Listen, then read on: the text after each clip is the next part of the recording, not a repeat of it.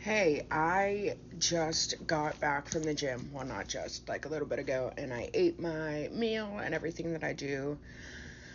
I, okay, if you didn't watch my last video, I got woken up today from a dream of me being in a horrific car accident and I died in a tree. A tree branch went through my throat. I was gasping for air. There was blood everywhere. Like, my dad found my body. It was a terrible, terrible dream. And I went to the gym.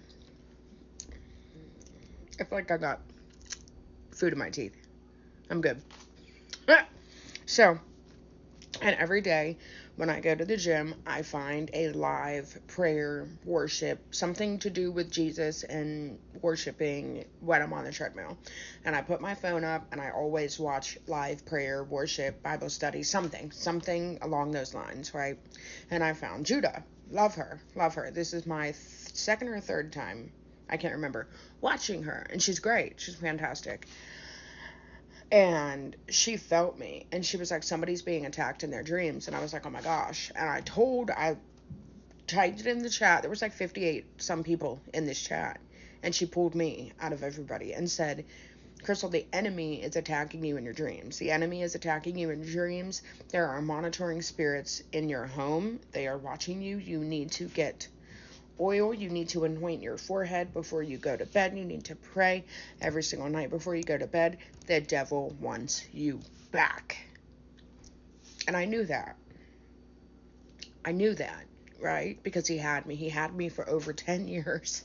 I lost my faith for over 10 years. He had me. He had me. He did.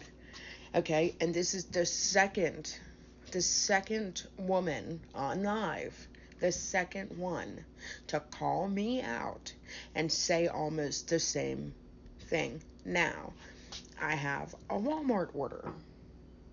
One of the things that is in my Walmart order is baby oil because I'm going to make holy oil and anoint my forehead.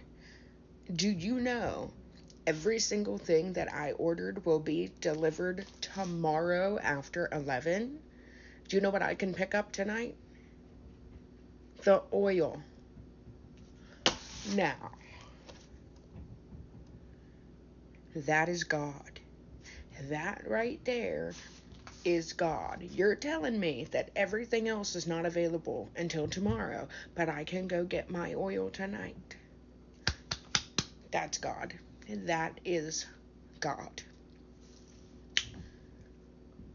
If, in case you didn't hear my dream, okay, I was driving down the road and I was almost to my parents' house in this dream, right?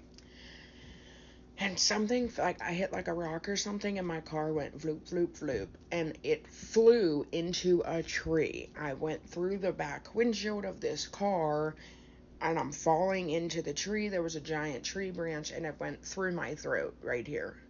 And as it went through my throat, blood was pouring everywhere, and I was like gasping, dying with this thing through my throat, and then I just died.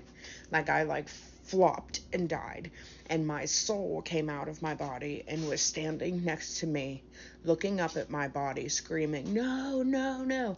And then my dad drove down because he was coming home, and he pulled into the yard because he saw my body, and my dad found my body, and he was crying, and my soul was screaming, please, Dad, I'm right here, I'm right here, I'm right here. But he couldn't hear me, and he couldn't see me, obviously.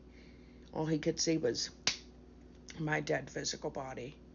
That was terrifying. I have very, very vivid dreams when I dream. I don't dream often, but when I do, they are vivid. And then I get up, go to the gym, find Judah, watch her, and she calls me out and tells me, hey, the enemy is attacking you in your dreams, girl. But she told me, she said, God came through and he said he loves you. He loves you. He sees you. He hears you.